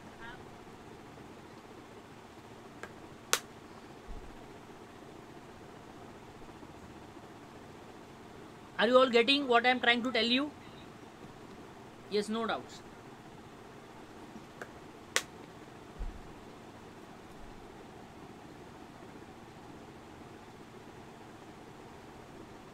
चलो ठीक है. So scanner I will share with you. This is our first part of today.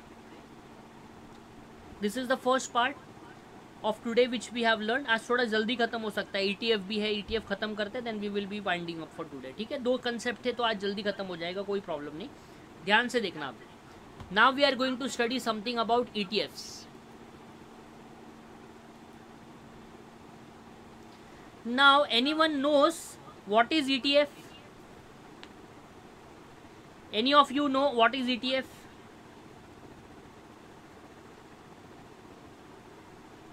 क्या आप में से कोई जानता है ETF के बारे में?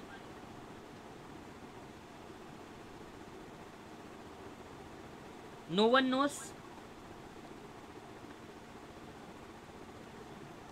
Krishna is saying they invest in Nifty 50. Okay, very nice Krishna. देखो ETF क्या है exactly?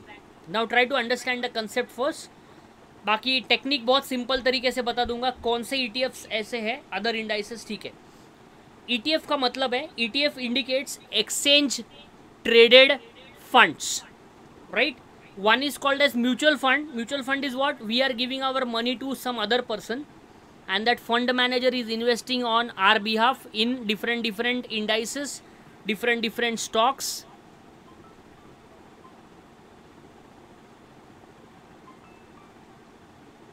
Just give me 1 second. Just I will receive a call.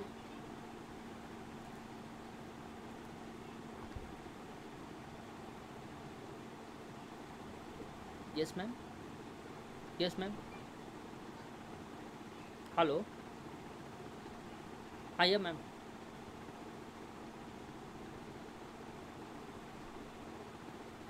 क्या बोल रहे हो मैम? हाँ यस मैम, चालू है, लाइव में हूँ मैं आपका फ़ोन अभी, हाँ 1 बजे ही चालू कर दिया था.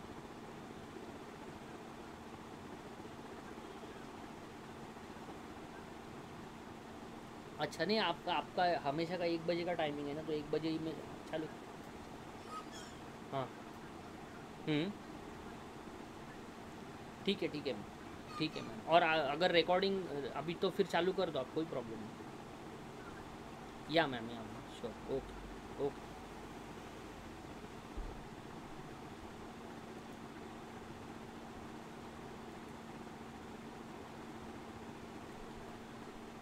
yes, so I was speaking about, just 1 second.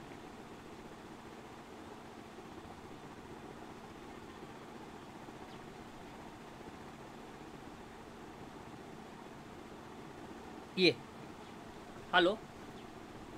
So I was speaking about the exchange traded funds, right? So what is this exchange traded funds? As I was discussing already about something called as mutual funds. Everyone knows the concept of mutual funds because a lot of people are making advertisements, a lot of people are selling their products through the mutual funds part as concerned. But basically there is something which is called as ETF. ETF is what? Exchange traded funds. Now some of you, I guess Krishna told that they try to invest in Nifty. Basically he is right, but we will go in much detail to understand the concept of this ETF. Now ये ETF होता क्या है? ETF का full form तो आपको पता चल गया कि ETF is called as exchange traded funds. Number 1. Now these people are doing what? Say for example we are having 50 companies in Nifty 50, right? So we all know that there are 50 companies in Nifty. आप सभी को पता है कि Nifty में total 50 companies है. अभी एक प्रॉब्लम क्या होगा कि अगर मैं आपको कहूँ कि सारे 50 कंपनीज को बाय कर लो, तो it becomes very difficult. It becomes very difficult for us to buy those 50 companies because some stocks prices are 15,000, some stocks prices are 12,000, some stocks prices are 1,000.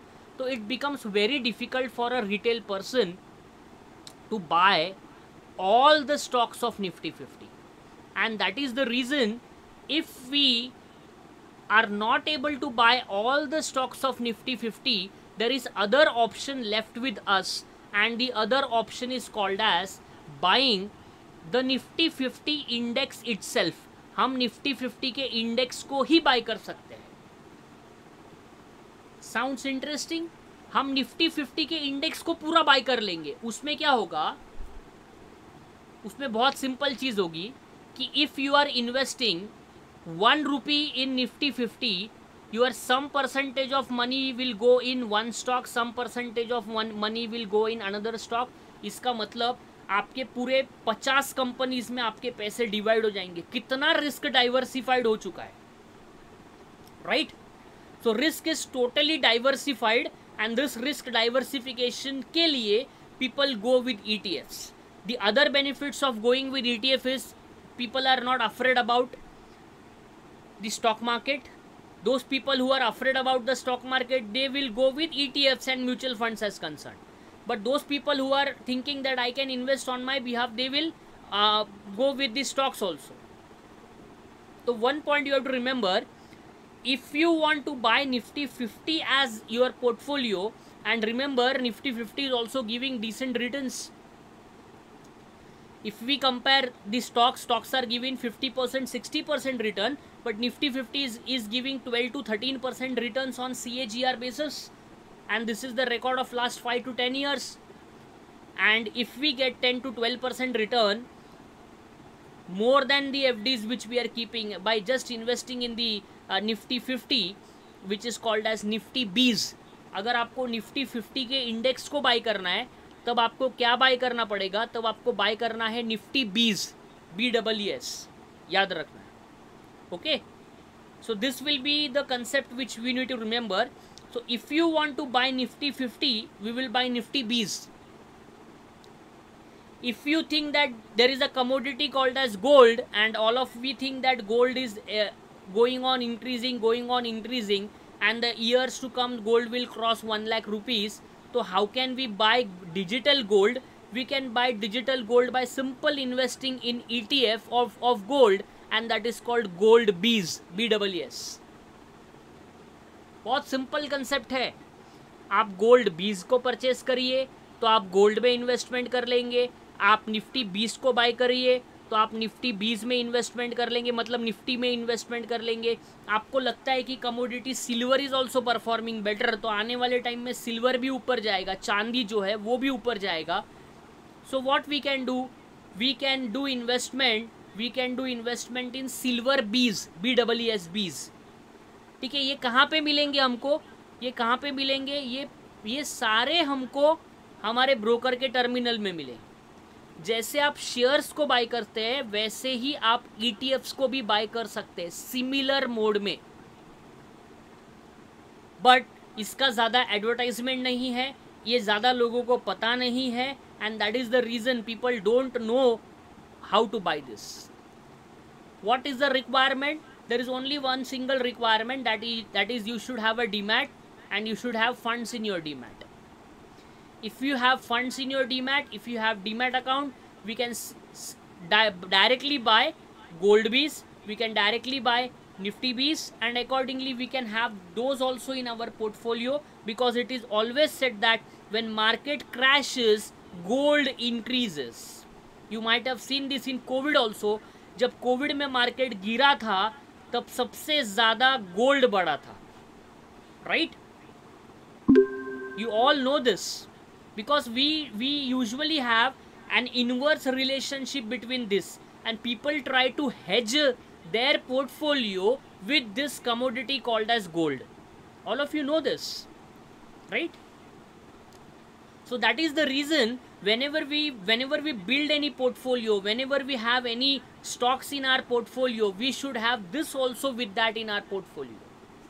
The reason is very simple. If any kind of unexpected contingencies comes in the market, and if there is a crash in the market, or we can see the situation which was happening in the COVID part, COVID mein market drastically came down, but those people who have already entered the gold bees, or they started buying gold in their portfolio, it becomes an hedge for that, because one side the market falls, other side the gold increases. That's why it is a win-win situation for us, or we will not get that much loss as that people are getting who only have equities in their portfolio.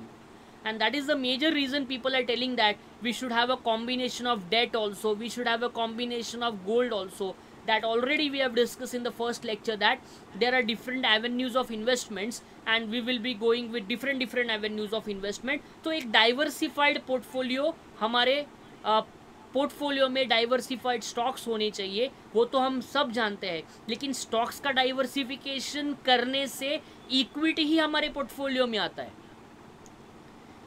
Can we buy such things which can directly hedge our portfolio? Yes, we can absolutely buy. And there is no requirement of any other expert person that this expert person will guide us and then we will hedge our portfolio. It is not so. It's very easy. You can start buying gold bees, we can start buying silver bees. So what will happen if market crashes? Gold goes up and it will hedge our portfolio.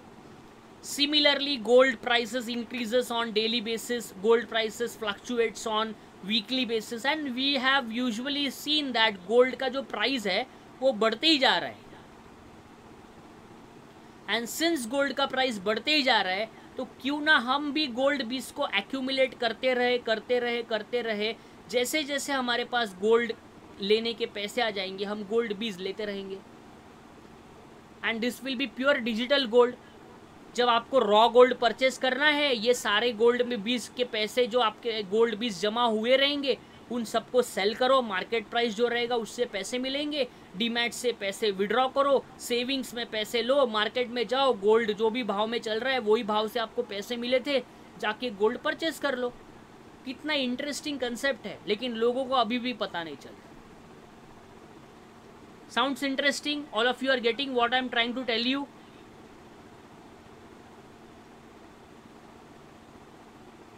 ठीक है, तो everyone should have this concept of ETF, and everyone should have this concept of the gold bees and silver bees.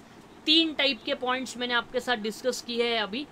Number 1, you should have gold bees, you should have silver bees, and you should have nifty bees. This should be in your portfolio. That will help to hedge your portfolio. And if you think that respective sectors will go up, say for example you are thinking that in the years to come auto sector will perform good, but I am confused which stocks to buy, whether to buy Hero MotoCorp, whether to buy Maruti, whether to buy MRF, whether to buy tire making companies, whether to buy the other companies, whether to buy any different companies which are being related with auto sector. So there are a lot of confusion in our mind. So what we will be doing, it's very simple for those who have lot of confusions where or which stocks to buy. It's better to buy ETF of Nifty Auto. हम सीधा Nifty auto का ETF bye कर लेंगे. ETF bye करने के बाद होगा क्या, सारे आपके पैसे जो भी है वो सारे निफ्टी ऑटो के जितने भी स्टॉक्स रजिस्टर्ड है, जितने भी स्टॉक्स लिस्टेड है, सारे स्टॉक्स में वो पैसे इन्वेस्ट हो जाएंगे.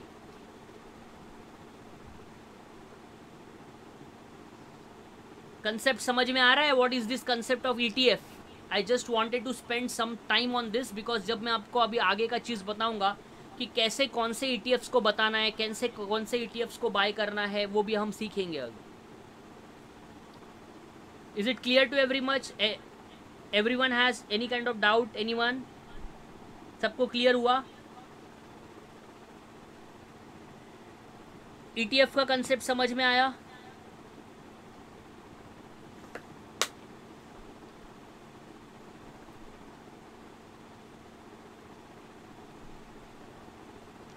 Very nice, very nice. Okay.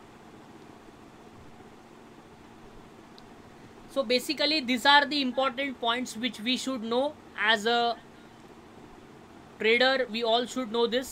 तो अभी मैं आपके साथ चार्ट शेयर करता हूँ, स्क्रीन शेयर करता हूँ और हम देखेंगे रेट्स क्या क्या चल रहे हैं अकॉर्डिंग. ठीक है, तो आपको मैं अभी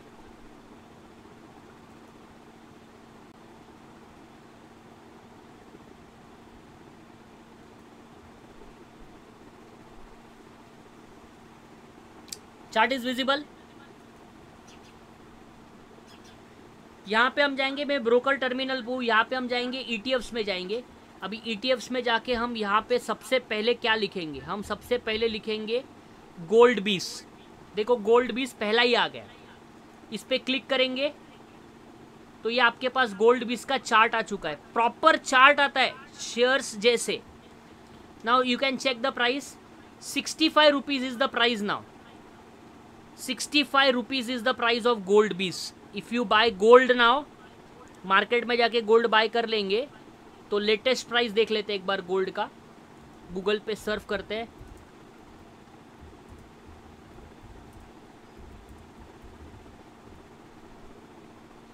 $80,380.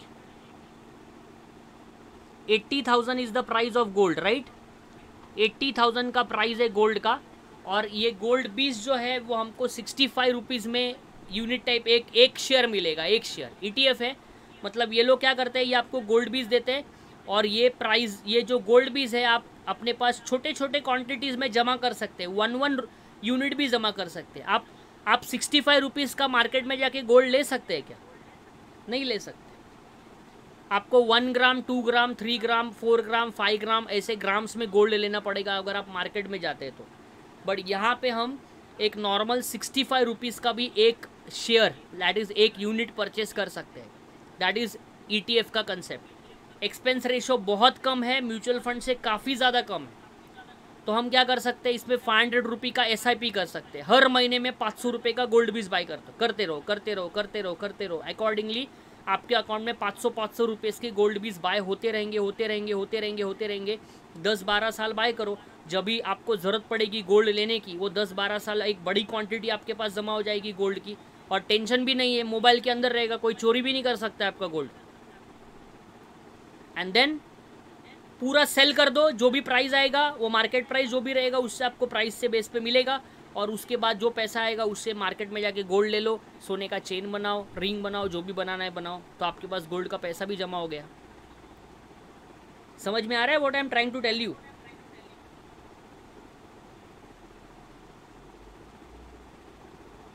Yes, that's it. That is the concept. ऐसे दूसरा जो ईटीएफ जो हमने डिस्कस किया है, similar like gold we have silver bees also.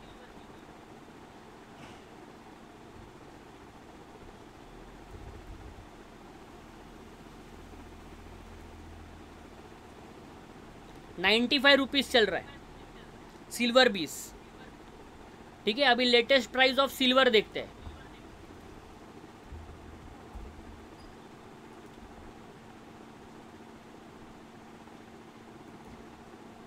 Direct नहीं आया प्राइस. सिल्वर का प्राइस देखो, 1,02,000. 1,02,000 रुपया सिल्वर का प्राइस है. इतना महंगा सिल्वर हो गया.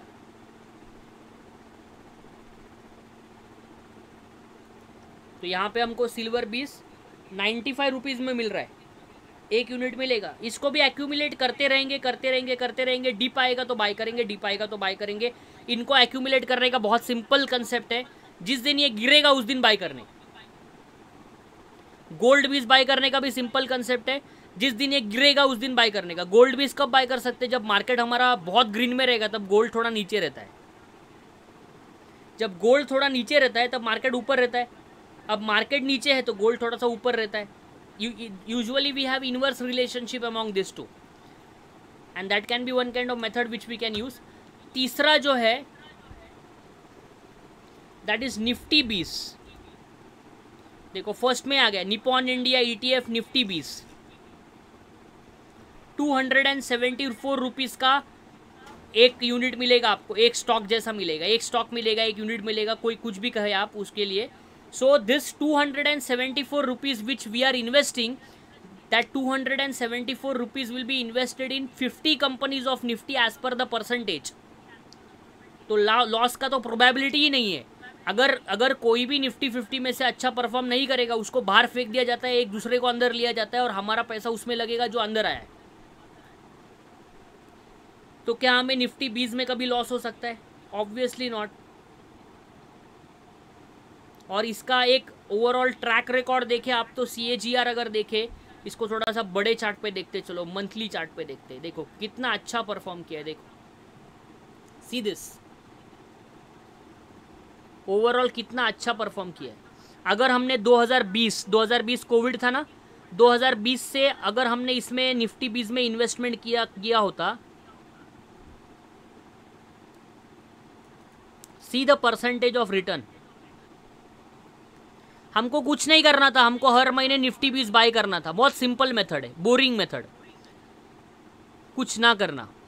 And that was every month by Nifty 20. From Covid के बाद हमने अगर निफ्टी 20 बाय किए होते, हर मंथ में बाय किए होते, तो अब हमें 169% का रिटर्न मिलता. 169%. दैट मीन्स आपने अगर 1 लाख रुपये अगर इन्वेस्ट किए होते तो उसके ऊपर आपको 1,70,000 रुपीज़ का प्रॉफिट होता. Sounds interesting? कुछ नया पढ़ा आपने आज? कुछ वैल्यू मिला आज का लेक्चर अटेंड करने के बाद?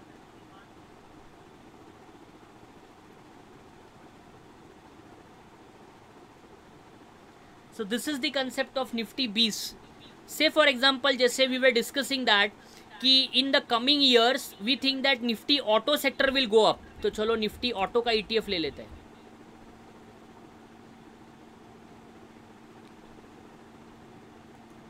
निफ्टी ऑटो आ गया. 253 रुपीज़ में हमारे पास सारे ऑटो सेक्टर के स्टॉक्स आ रहे हैं, सारे ऑटो सेक्टर्स के stocks.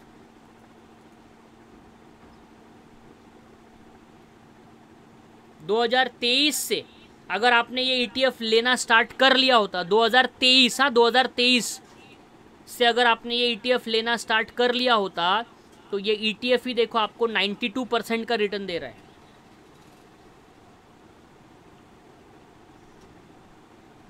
To 2023 to 2024, within 1 year, this ETF has given you 92.78% return. Sounds interesting?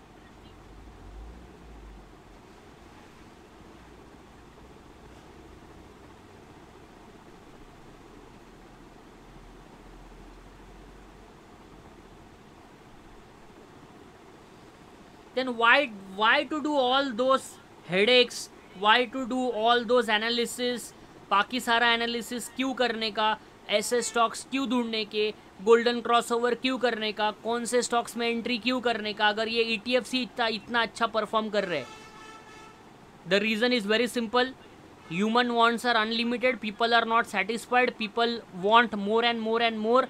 People want 70%, 80%, 100%, 500%, and that is why they are jumping from here and there.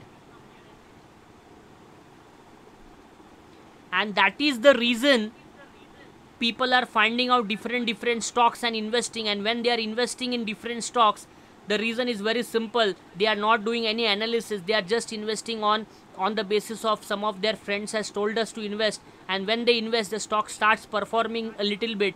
And after 1 year, 2 years also, the stock is there only where they have started investing. But if we invest in ETF, even if some of the stocks are performing and some of the stocks are not performing, overall ETF starts performing. And you can see the magic over here. 92% decent returns this Nifty Auto ETF has given. चलो PSU का देखते हैं. PSU का भी PSC का है क्या देखते हैं. PSU बैंक्स का देखते हैं. PSU बैंक्स भी अच्छा परफॉर्म किया था.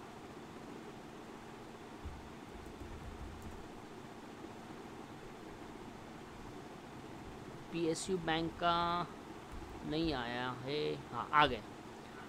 PSU banks. देखो 2022 से अगर आपने इसमें इन्वेस्टमेंट किया होता, 2022 से अगर आपने इसमें SIP किया होता, 159% का रिटर्न दिया है ये ETF ने।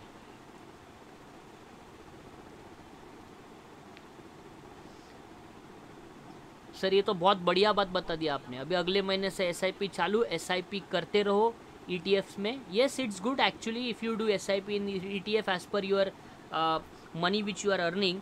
और even if you start with, वो कहते हैं ना म्यूचुअल फंड्स वाले 500 रुपये से भी स्टार्ट कर सकते हैं। इधर तो 500 रुपये की भी ज़रूरत नहीं है। ये देखो कितने पे ट्रेड कर रहा है, 70 रुपीज़ में, 100 रुपीज़ में भी आप ले सकते हैं उसको। लेकिन ओवरऑल ये जब एक बड़ी क्वांटिटी में आपके पोर्टफोलियो में दिखेगा तो थोड़ा अच्छा आपको प्रॉफिट दिखेगा।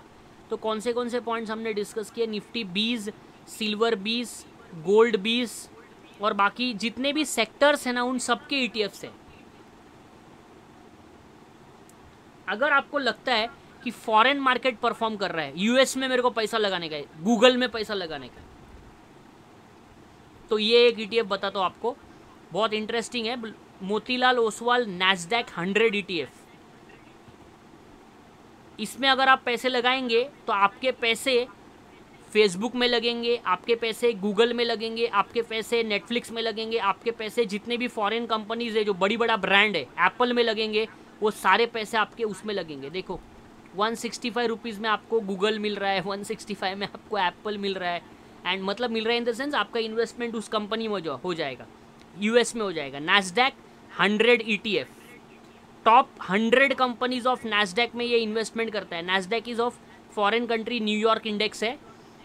तो अगर हम नैस्डैक की बात करें तो मैक्सिमम इसमें IT सेक्टर की कंपनीज है। तो आप ये जितने भी पैसे मोतीलाल ओसवाल के इस फंड में लगाएंगे, मतलब ETF में लगाएंगे, ये सारा पैसा फॉरेन US के टॉप 100 कंपनीज में लगेगा। कुछ सीखा नया?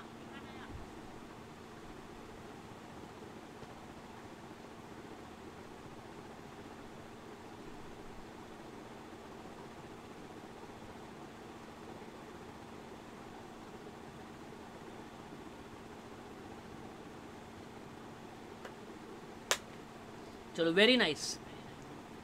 Now there is a sheet prepared by me, this also I will share with all of you।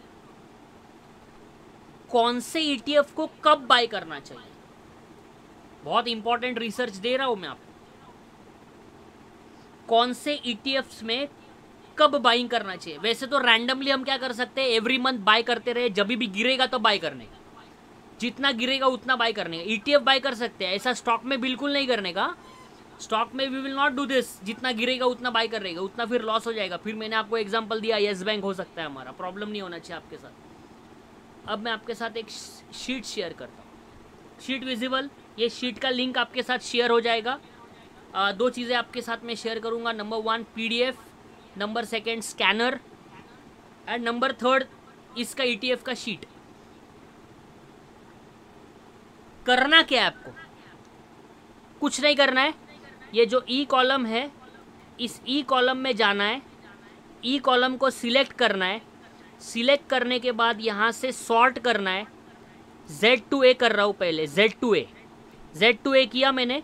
ये इसमें जितने भी ETFs है ना मार्केट में, सबका प्राइस आएगा बाजू में, सबका सब कुछ आ जाएगा। आपको कुछ नहीं करना है, सब फॉर्मूला है, सब अपडेटेड है, and it will be directly updated by the market data. ठीक है, आपको इस लास्ट कॉलम E में जाना है, इसको सिलेक्ट करना है, राइट क्लिक करना है, सॉर्ट फ्रॉम Z2A मैंने किया पहले, अभी हम A to Z करेंगे। A to Z करने के बाद यहाँ पे आपको कुछ डेटा आया है, 0.90, 0.90, 0.90, 0.90, राइट। तो जो भी ये डेटा आपको आएगा वो आपको देखना है कि 1 से कम होना चाहिए। अगर ये डेटा 1 से कम है, इसका मतलब है वो ETF बहुत सस्ता मिल रहा है, उस ETF को अभी हम बाय करने के बारे में सोच सकते हैं। तो अभी सबसे नंबर 1 पे कौन चल रहा है, Nifty PSU bank. PSU bank गिर रहा है, इसके लिए ये ETF सस्ता है, तो ये अभी हमको सोचना चाहिए।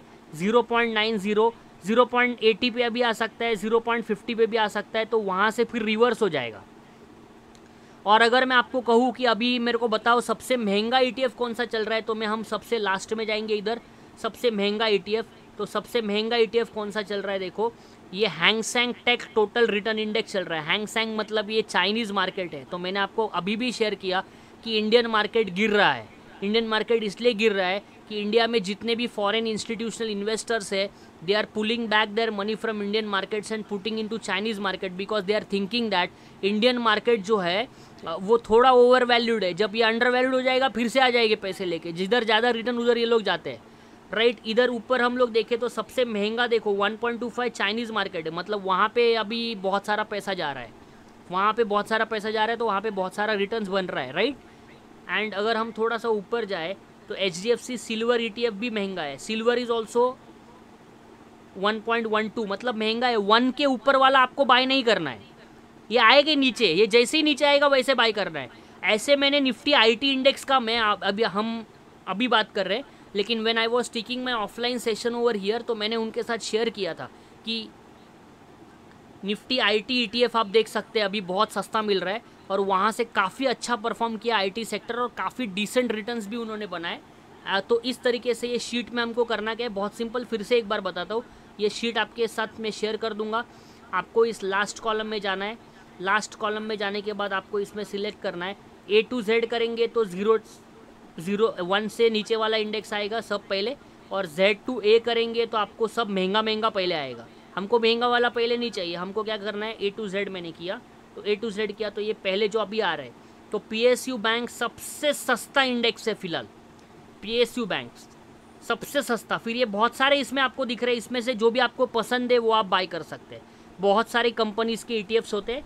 If you think that this is better for me then we can go with that, तो वो भी आप कर सकते हैं, कोई प्रॉब्लम नहीं है।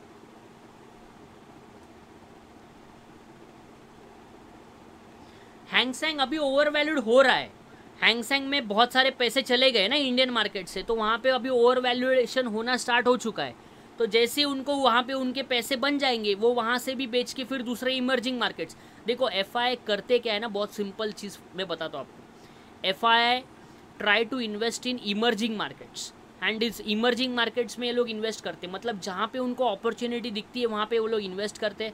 वहाँ से पैसे अगर उनके बन जाते हैं तो फिर दूसरी अपॉर्चुनिटी ढूंढते हैं। तो जैसे अभी उनको लगता है कि Indian mid cap sector, small cap sector काफ़ी ओवर वैल्यूड है, तो वो लोग अभी यहाँ से पैसे निकालेंगे, फॉरेन कंट्रीज़ में, बाकी के कंट्रीज़ में देखेंगे कहाँ पे उनको अच्छी अपॉर्चुनिटी मिल रही है, तो they will go there, they will invest. फिर उसके बाद उनको अगर लगता है कि नहीं नहीं अभी चाइनीज़ मार्केट से ज़्यादा अपॉर्चुनिटी मेरे को इंडियन मार्केट में दिख रही है, तो वहाँ से पैसा निकालेंगे, यहाँ लेके आएंगे।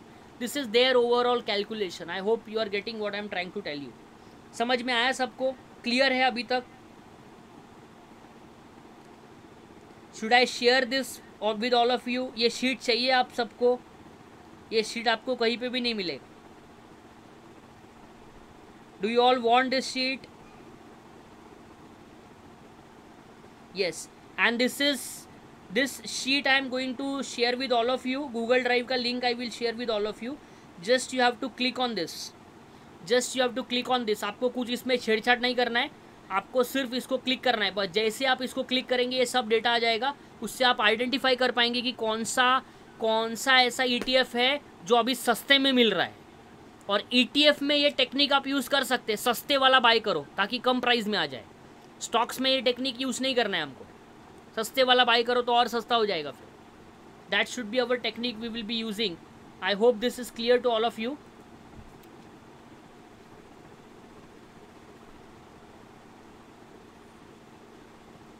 So this is the point which we have learned today.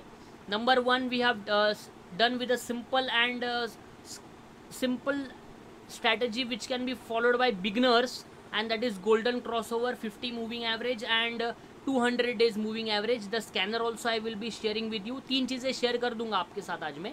Number 1, PDF of this lecture. Number 2, the scanner, and number 3, the link of this sheet which you can use for further future. आप इसको use कर सकते हैं, कभी भी आप इसको use करें तो ये लिंक आपके पास कहीं पे सेव करके रख देना, ताकि जब भी आपको कभी भी इन्वेस्टमेंट करना होगा या आपको किसी को गाइड करना होगा तो भी आप इस शीट से जो है वो गाइड कर पाएंगे। सिंपल लॉजिक हम फॉलो कर रहे हैं कि which stocks, which basically sector ETF is not performing now, that means that sector is not performing, and since that sector is not performing, कभी तो भी वो सेक्टर परफॉर्म करेगा। जैसे ही परफॉर्म करेगा उसके पहले ही हमने एक्यूमुलेट करना स्टार्ट कर दिया है, बस that is our goal in ETF, that is our goal in ETF and that is our process to accumulate ETFs, बिकॉज ETFs ऐसे नहीं है कि आपको स्मॉल क्वांटिटीज में प्रॉफिट दिखेगा। ETFs आपके पास बहुत ज़्यादा और बल्क क्वांटिटीज़ में होने चाहिए। जितना ज़्यादा क्वांटिटीज़ में आपके पास ETFs होंगे उतना आपको प्रॉफिटेबिलिटी बड़ी दिखेगी, and that should be our criteria. For that purpose हमको एक साथ बड़ी अमाउंट नहीं डालनी है, हमको छोटे छोटे लेवल पे सिप करते हुए, सिस्टमैटिक इन्वेस्टमेंट प्लान करते हुए ETFs को एक्यूमुलेट जो है वो करते जाना है। That will be the process. I hope you have enjoyed today session. Was this session productive? Have you learned anything new from today's session? Whether this session added value to your overall knowledge of stock market? अगर सबको अच्छा लगा है तो just wanted your feedback in the chat section so that I will try to bring more such session, more points which can enhance your knowledge. बहुत सारी चीज़ें discuss करनी है अभी। लास्ट में मैं आपको लॉन्ग टर्म इन्वेस्टमेंट के टेक्निक्स भी बताऊंगा। तो सबको समझ में आया? इंटरेस्टिंग था आज का सेशन? अच्छा लगा आपको सबको? Waiting for your chat in the chat section.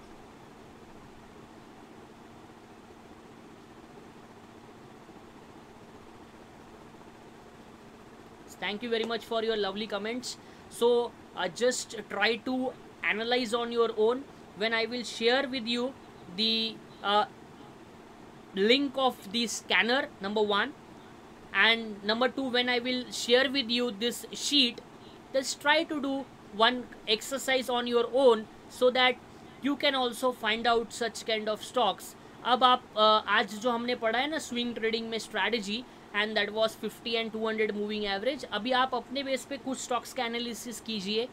Just try to analyze on your own, just try to analyze whether which stocks which you have entered, when was the golden crossover, at what price which we can enter that stock on the basis of our today's strategy, and whether we have earned 10% from that. ऐसे 10 stock का analysis आप खुद try करें। Unless and until you do practice of this you cannot achieve major success in this, because ये पूरा practice का game है। जितना ज़्यादा आप इसको प्रैक्टिस करेंगे, जितना आपके सामने ये सारी चीज़ें आएंगी, उतना ज़्यादा आप इसमें धीरे धीरे परफेक्ट बन जाएंगे।